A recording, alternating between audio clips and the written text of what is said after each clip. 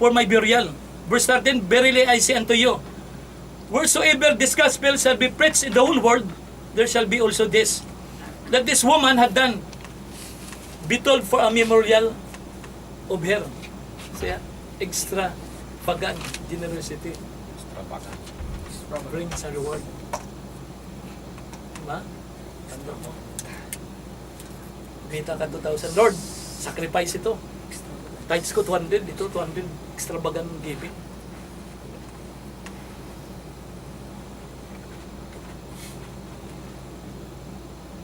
Next, verse 14.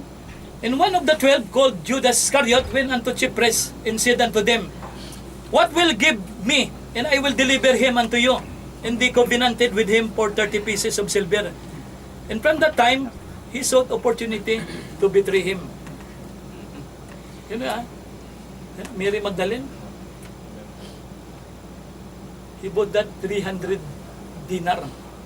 It's a 1-year wage. Grabe. Binuo sa katawan ng Panginoon ng alabaster. 300 dinar raw yun, 1-year wage. Diba? Isang buwan mo pa lang ang sahod niya eh. Ah! First fruit ito. Ilaan eh. Thanks lang. Huwag na muna first fruit. Ilaan talaga eh. Siya, Mary Magdalene did extravagant giving. To live a blessed life, kasi we need to have an attitude of extravagant giving. God wants all of us there to be an extreme steward and extravagant givers. Galing, no? Ang galing. Pinagkatiwalaan ka, no? Talaga pag nagbuhos ka sa Lord. Grabe. Hindi, ano tawag, hindi mag-expand ito. Magkaroon ng isang complex. Di ba, ang church? Pag sumigaw si Pastor Ramel, Truly, Brad Damon, hindi marinig ng tao eh. Diba? Kasi no, mayaman ang church. Kapag patayo ng malaking, maraming madalala na kaluluwa, mga lusop dyan sa tabi-tabi lang, marami dyan eh. Kaya maganda yung sumili ng isang kabrad eh. Pero dyan, share natin. Kaya tayo nagpipray ng malaking complex para pag nag-worship tayo, wala tayong problema sa ilalim, sa itaas, sa tagiliran. So, ang tanong, magagawa ba natin kung wala tayong karakter sa Lord na extravagant giving like Mary Magdalene? Diba? 10% pa nga, hilaan pa eh. Diba? iPad, o kwan, hilaan eh. Samsung, iPad. Hilaan eh. Hilaan talaga oh. Diba? Samsung 3 ba o kwan? Siya, God wants all of us to be an extreme steward, extravagant givers. See, one of the developing intimacy with God, He wants us to be extravagant givers. Extravagant givers and extreme steward. Extreme. Diba? Pastor Romel, wag mo na tawagin, ako na! Galing mo, diba? Ay, Brad. Diba? Sabi ko, may sasakyan ako. Sabi ko, sino yung magsusundo? Pag nilagay ko ito, may sira-sira ito, baka may iwan itong 2 gulong. Tawag ka agad, Pastor, sino susundo? Kasi hindi kaya dito. Di ba? Hindi mo hayaan ihang eh. Ulitin ko sa mga bodybuilder, kayo sa mga serban, sa mga head serban, ganun rin. Sa mga workers, ganun rin. Eh, gusto ng Lord yun eh. Now I am very fruitful and I am also very generous. Di ba? Grabe. Extreme steward. Fruitful ka no, sa gawain ng Lord. Diba, makikita ka palagi, hindi ka makikita. Saan ba si Bradmon? Talaga susulbin natin yun. O, sabi ko hindi masolve yan, punta kami dito ni Mrs. Para masolve yun, yung problema yan sa... Nakakalungkot kasi, nag-start na, dito na yung blessing, nagbuhos na, doon pang kabila eh. Sabi nga ni Mary, bakit, Lord, sinabayaan mo na ginto ito? Parang Mary Magdalene eh. Solve natin yun. Gugustuhin natin talaga, masolve natin yan. Yung pagluluto yan, 9 o'clock yan, 8:50, bang, sarado na, lagyan na ng, ibig sabihin nito ng, totoo yan, marami mga leader, board builder, mga pastor, pagdating ito, nagluluto pa, start na ng BS, kailangan pagpasok, diretso na dito sa BS. Hindi nakakain dyan.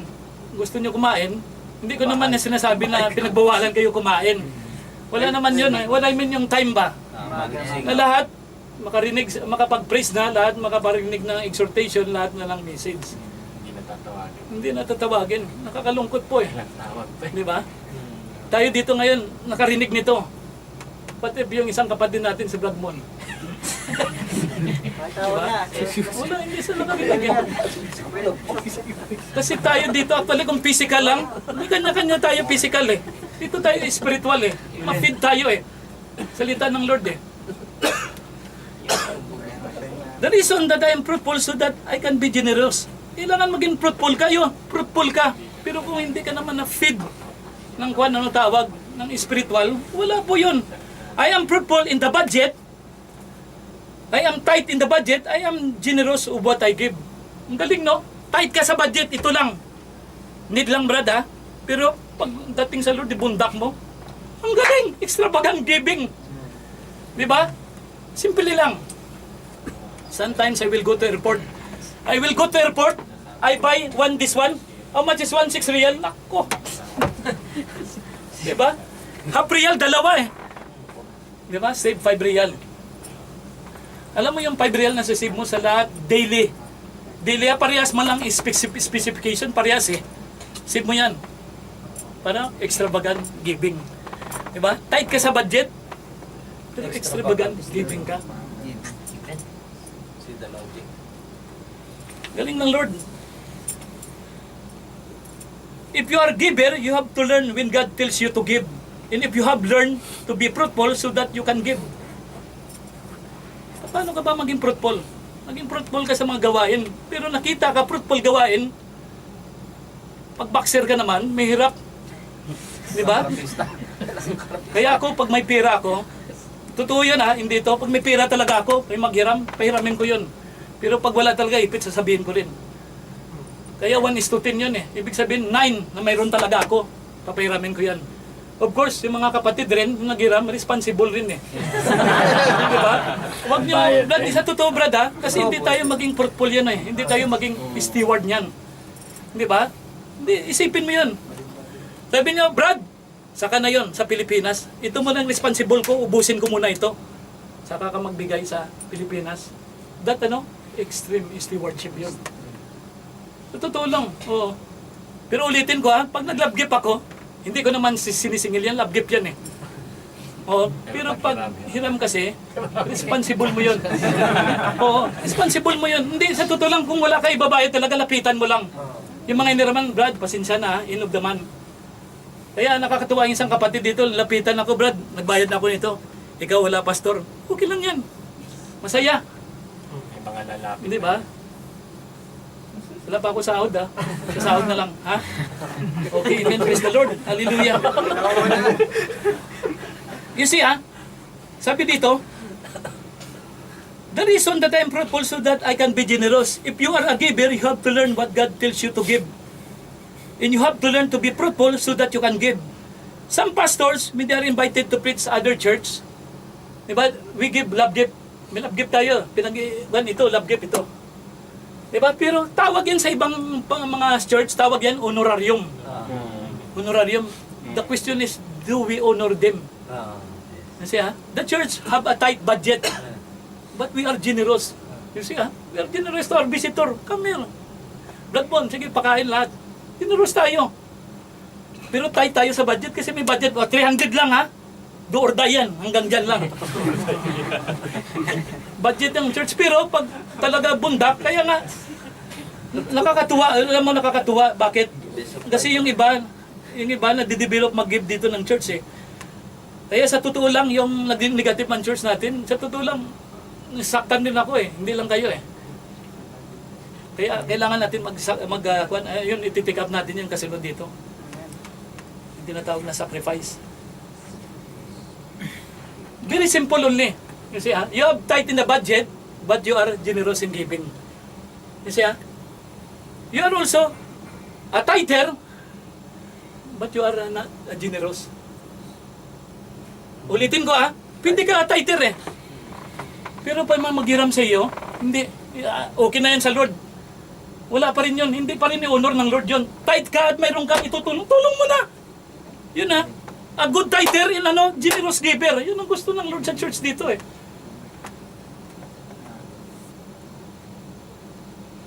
Amen? Palakpakan nga natin, Panginoon. Maganda ito. Kasi ito yung parang extension na ito ng exhortation eh. Di ba? Totoo yun. Sabi ko nga eh, pag pumunta ka ng airport, bibili ka ng 6 real na tubig. Why not, bago ka pumunta airport, bili ka na lang dito half real o 1 real. Save mo yung 5 real, save mo lang yun. Yung lahat, the same specification, ito, 20 real, ito, 15 real, ito ka na. Isip mo yun. Para ano, pag mayroong hipoin ng Lord, ito, bigyan mo yan. Sasabihin ko yung mga kapatid minsan dito, sa church, sabihin, bigyan mo yan. Sasabihan kayo ng Lord. Amen. Totoo yan. Hindi yun, hindi emosyon. Meron ako narinig na isang pastor Nag-preach, sabi ni Gian sa love gift, ang laki. Sabi niya, bigyan mo yan, missionary. Ikaw ba yun, Lord? Nagtanong pa Ako yan. Ang laki ng pera Talaga, kinausap niya misis niya. Kasi nandun yung misis nag-preach. Binigay talaga missionary. Sabi ng Lord, bigay sa iyo yan. Pero pagkaraan pala, meron palang multi-billionaire pala doon sa nagpipreach siya. Lumapit sa kanya. Tinanong lang siya kasi narinig niya sa kabila, narinig niya sa church. Nag-love offering doon sa preacher.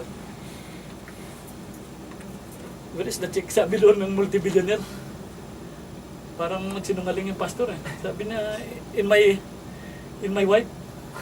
Pero alam ng pastor na binigay niya doon. Member pala, hindi pastor yon. Multi-billionaire nga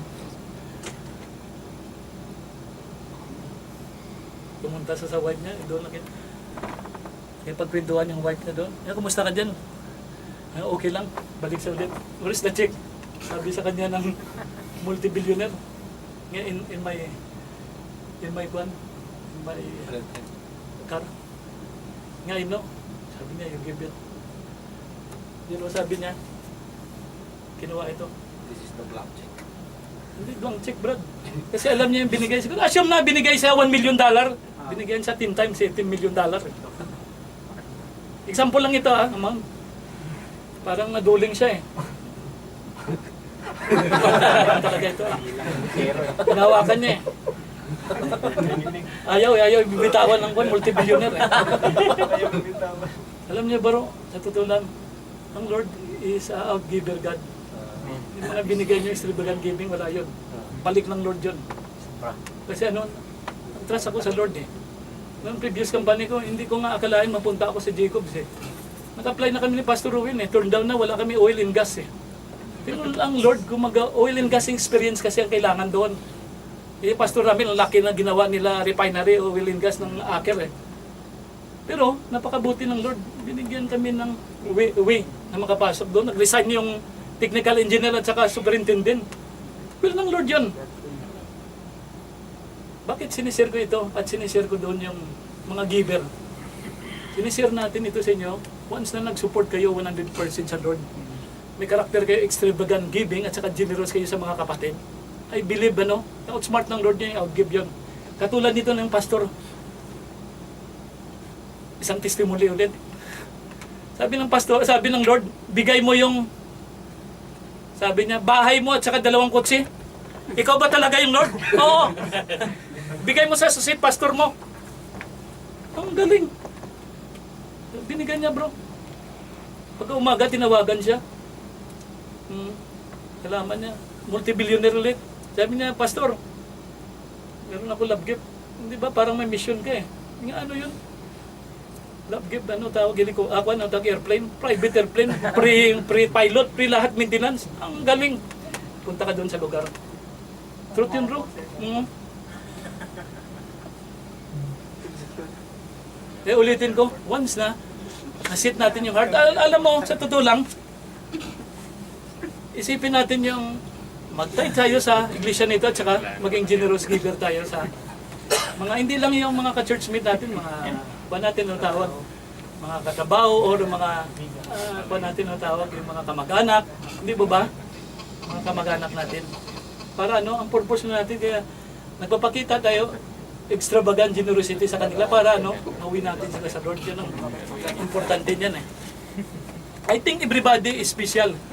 Why God gave Jesus to you, that is extravagant giving. Why we support the church? We support our time, our finance, our skill, our talents. Because God, He give us Jesus eh. See, that's a character of extravagant giving. The Lord wants to bless you, but He cannot bless you. Why? You are not extreme steward or generous giver. Diba? Pag-receive, iba-iba yung iniisip ha. iPad 4 ito, iPad 5. Muna. The Lord, alam ko, may kailangan ako nito. Pero, ikaw muna unahin ko. Amen. The 3 points, yun siya, to develop our intimacy with God in living a blessed life. Sabi dito, extraordinary sacrifice. Alam mo yung church ito yung nilipat, gumastos ito mga 8,000 ata, pastor, natira na lang 300. Sabi ng Lord, nag-meeting doon si pastor, may babayaran pala 3,000. Sabi ko, Lord, sacrifice ito. Alam mo yung kumpanya namin na hindi nagpapasahod on time, na-break yun 25 years eh. Binigay ko 15, yung sacrifice giving ko, November 29 nagpasahod. Miracle eh. Meron mo naman pag inbo, maghintay ka ng 1 week, 2 weeks, 3 weeks. Alam ni Brother, where is Brother Raymond? Alam ni Brother Raymond yan eh. Hindi ba? Kung may heart attack ka, mag-consumption ka eh, sa heart attack eh. Kasi tatawagan mo, galit pa yung mga tawag Indiano eh. Nga maghintay ka kung kailan ka tulungan. Hindi, sahod na namin yun. Hintay, umabot ng 3 weeks, maximum, pumalo ng 22 days. I don't know, saka kina Brad Joseph, 1 month talaga. Bago mong isasahod. Lord, itis nyo minsan ang Lord. Lord, ito ba gusto mo? Ba? Alam ko, nanalig ako sa Lord, na hindi lang ito ganitong church na ibibigay na Lord sa atin. Malaki. Baka natin ang Lord. Extraordinary sacrifice. I know that some of you give above over your tithes. Meron dito, mga kapatid, nagbigay ng tithes, nagbigay pa ng love gift. Meron dito, nagbigay pa ng building pan. Thank you. Palakpakan natin yung nagbigay ng mga building pan. Kahit 50 real lang yung firman, nagbigay tayo doon, natapos. Alam nyo kung wala rin kayo, baka hindi natapos rin yun eh. Di ba? Second floor pa lang tapos. Second floor pa lang. Pero tuloy-tuloy tayo. Tuloy tayo mag-support sa head office. Di ba? Extraordinary sacrifice. Nag-tithes, nagbigay ng love gift. Love gift sa church, nagbigay pa ng ban. Extraordinary sacrifice. Ganda ito. And some of you who do not tithes, they give their tithes, they also give their giving in the construction of the building of GLGM. It's very good. It's an extraordinary sacrifice. I want to show this for the first time in this passage. We have read the passage that the guy, the guy who have 1 talent cast outside the darkness. It's first time marinig nyo. Ano yung hiningi ng Lord? Bakit ganun? Hindi ba? Bakit ganun eh? Is it possible that something we all have from God that He wants to give it back? Tagalogin natin, magulo no? Kasi Tagalog eh. Posible ba? Yung mayroon tayo na gusto ng Lord, balik mo yun sa Kanya. Is it possible that 1 talent is representing your soul? Tanong ko naman, kasi ang parable of talent, pira yun eh. Pero alam ko, naniwala ako, soul yun. So yun, yung talent mo. Tinatanong ko lang eh, is it possible eh? Because the increase, what the Lord has given them, that Jesus said, enter into the joy of the Lord. It means to say, enter into heaven. Sabi niya, and the guy that do not do it was casting out of darkness. Again, balikan natin Matthew chapter 25, verse 24 to 26. That he which had received 1 talent came and said, Lord, I know you. Sabi ko kanina, I know you. Alam niya na, kinonfirm niya eh. That you do art hard man. Ulitin ko, hard man. The Lord is not a hard man. Balikan natin, reaping where thou hast not sown, and gathering where thou hast not stirred. His Lord answered and said to him, the wicked and slothful servant, do know that I reap where I sow not, and gather where I have not sowed. The one I bother me is, in this passage, is it new? In new. That you are a hard man. Again, to tell you the truth, God is not a hard man. Everything in the world, see, He owns it. Pinagamit sa iyo. Bread, ganda, sky, water. Pwede ka mag-swim, wala naman rental yung sea. Bakit sasabihin ng isang hard man yun? Kasi alam mo, pag hindi ka, pag poor steward ka, lahat ng excuse mo, gagawin mo. Lahat yun, oh. Hanggang sasabihin mo, hard man ka. Binalik niya eh. He owns it. It all came from Him. All what we see here in this world, He said, let there be light. It was. Let the earth bring forth grass, trees, plants, and animals. It all came from God. You see this wicked man? You are hard man. No, He is not hard man. God is not a hard man. So everything on this earth, it all came from Him. I never agree with that. Why you are hard man and you do not sow? The one who had talent comes back. You know it and confirm it. Tingnan mo, ulitin po natin ha. This passage, let me know to understand that this passage, God is so amazing. He writes the Bible in two languages. Merong Aramaic, pero ito yung karamihan ng languages, Hebrew at saka Greek. The most precise languages in the planet Earth. But out of two, the Greek is the most precise language. It's unbelievable. One Greek word, 5 meaning of English. Galing ng language ito. And I look up the word new. I know that you be a hard man. New in Greek word is ginosko. What's the meaning of new? Means knowledge that we receive from learning. Galing, bumalik tayo sa passage. Meron tayo talent, pinagbutihan natin, inaasa natin, nagkaroon tayo ng knowledge from learning. That is the new. Therefore, is talking new. Plus parenthesis again, what I've learned about you, that you are a hard man. That you reap, that you did not sow. You are a hard man. This is talking about religion. Tingnan mo. Kasi ang religion na yun, kasi ito gawin mo ito, patay ka. Ganun eh. Nagpatay ka ng tao, pinatay mo, buhay mo rin ang kapalit. Tinanggal mo yung mata, ngipin, an eye for an eye, tooth for a tooth. Sa religion. Kasi, I know you are that man. It's talking about God as a religion.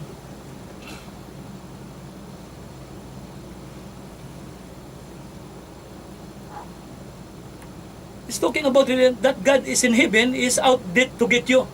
Nagkamali ka, parusahan ka, exactly religion teaches about God, that God is a hard man. Yung passage yun, I know you're a hard man. Teaches about religion. God is not hard man. What I know, that you are hard man, when God come back, this is another Greek word.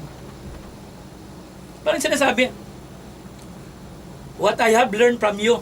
Parang sinasabi, I know. What I have learned, ito yung natutunan ko sa iyo, Lord. May ibig sabihin ng new doon eh.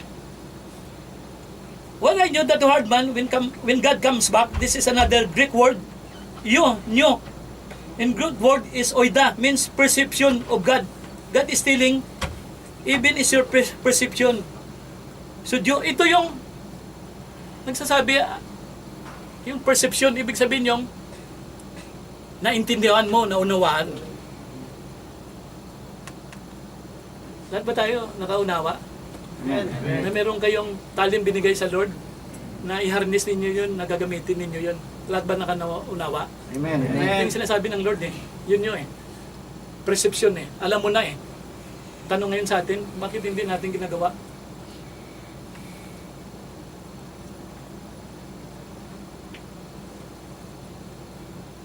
God is telling, even as your perception was, you should know. You know eh, you have to give me back your one talent, and I give you with an interest. In other words, merong binigay sa atin ang Lord ng talent, bigyan mo siya ng interest. Diba? Kunyari, level 1, kung binigyan ka 5 talents, kung level 1, bigyan mo lang sa 1. Hanggang 10 ang maximum. Pag bigyan mo sa level 10, binigyan ka 5 talents, balik mo sa Lord. 5 talents. Para clear i-clear natin Kung ang talents mo, taga-follow up, asahin mo yun. Diba? Isang talin yan. Amen. Meron ka pang talin, ano? Meron ka kinikita eh. Giver ka eh. Asahin mo rin yun. Meron ka pa talin, ano? Coordinator. Pastor Owen, talin yan. Asahin mo yun. Meron ka pang talin, tagaluto. Asahin mo yan. Meron ka pang marami nga eh. Marami. Tayo talin. Sabi ng Lord, yung talin binigay sa iyo, at least, yung gusto ng Lord, accept me as your Savior. Remember, this guy is casting out of darkness, as Jesus said in this parable of the 11-hour worker, which meant, there is people will be saved at the last hour, at the end of their life. Last hour. And even there is also a person who already saved before, long time. Old na nga eh. But they did not do something about God. Wala may ginawa sa Diyos. Di ba? Wala ako dito patamaan ha. Pag pumunta ka dito, upo, kakain, sunod, uwi naman, tulog. Babalik, kakain, tulog. May talent ka eh. Di ba, Brad Francis? Hindi ka magturo. Bible study, teacher ako, teacher. O pastor, bigyan mo ako ng panturo. Pwede, saan mo? Di ba? Pastor, magaling ako dyan. Electrician, magaling ako dyan. Sino mga kapatid dito? Ikaw? Gawain mo linggo libre. Gawain mo electrician. Siran mo siya. Kung unbeliever, siran mo. Talent ninyo eh.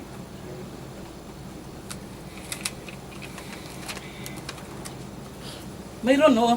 Nauna, wala may ginawa sa Diyos. Mayroon din nahuli. Wala rin may ginawa sa Diyos. Buhay tayo niyan.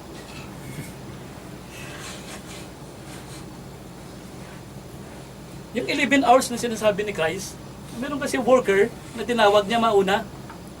Binigyan niya ng salary. 1 dinar. Yung isa na uli, binigyan rin ng 1 salary. Nagreklamo yung isa. Sabi niya, matagal ako nagtrabaho ah. Alam mo, sinasabi ng Lord, nauna ka, nauli ka. Sabi niya, gamitin mo. Ano yung sinasabi ngayon ng Lord eh?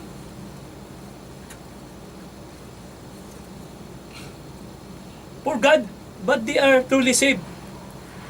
The 11 hour, which meant that there is people will be saved at the last hour, or the one people saved already at the last hour, at the end their life they did not do something for God, and they are truly saved.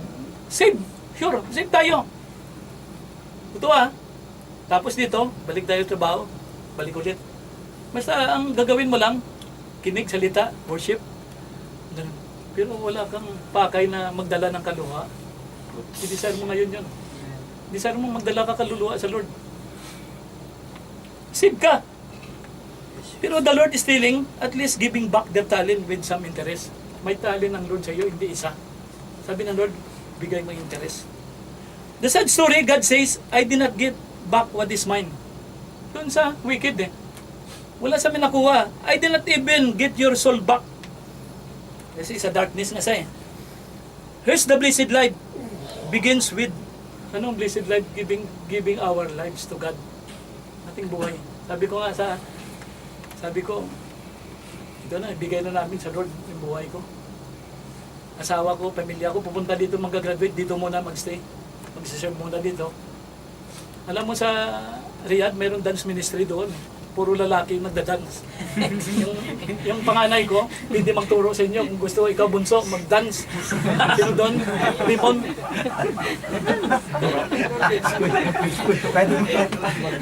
Totoo yun. Nakapunta ka na Mapas. Ang galing. Mayroong kwan. Ano tawag? Ang galing. May pag ganun pa sila. Sabi ko, ang galing. Mag-worship mga lalaki. Galing nila, sabi ko. Praise the Lord. Sana may may dance ministry sa Irsa. Oo. Sabi na lang, I did not get even your soul back. Here's the blessed, begins giving your life. It begins with giving the most precious and valuable thing that you have to God. Ano bang valuable thing mo sa Lord? Sarili mo eh, di ba? Yung time mo, yung finance mo kinikita, yung pamilya mo, valuable din yan. Dali mo yan, bigyan mo sa Lord. Sabi dito, giving to, the only thing is our sin. Here's the good news. I can change right now my sins to His righteousness. Pwede mo i-trade sa Lord eh. The only thing that I subli on, I can give to God. Yung sin. Para ano, wala na tayo pang may-ari eh. Siya na lahat. Sabi na, I can trade my sin to God, I give to God, and He will give also. Ano? Anong ibigay niya sa iyo? Blessing. His Son's righteousness in all His ways. Shall we bow our heads? Palakpakan natin ang Panginoon.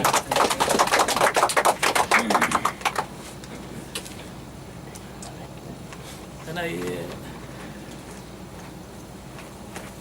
ask the music ministry?